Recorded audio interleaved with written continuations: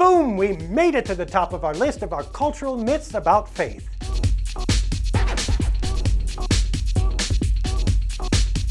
Now, our number one overall myth is actually one that churches have made pretty good use of over the years. It's that the church itself is an institution. Originally, the word for church simply meant gathering. We gathered in God's name. That could happen in a building like a synagogue or a church. It could also happen in a town square, in a house, in caves and fields. Wherever two or more were gathered in God's name, there the church was. But time and civilization progressed, and it became convenient for us in the midst of towns and fields to build buildings where we all got to gather together formally. And that was great. I'm glad it worked that way. But just because something can be done in a certain way in faith does not mean it has to be done in that way. And as churches became more localized and more popular, they began to build boundaries around their own territory. You got parishes, and you got denominations, and you got beliefs, and you got all kinds of things that led people to pay attention to their particular church, and by definition, kind of made it higher or better or different than everybody else's.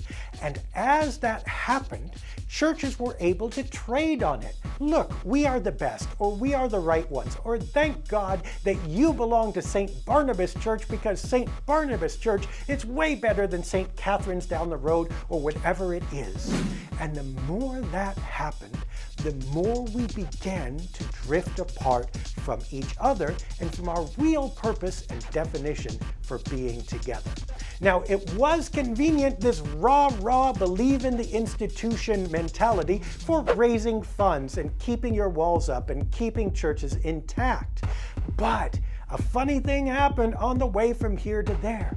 When people stopped believing in institutions, often because those institutions were corrupt or misleading, people also stopped believing in churches. And so now we find ourselves trying to sell a product that nobody really wants to buy, and also maybe they shouldn't because it was never supposed to be about that in the first place.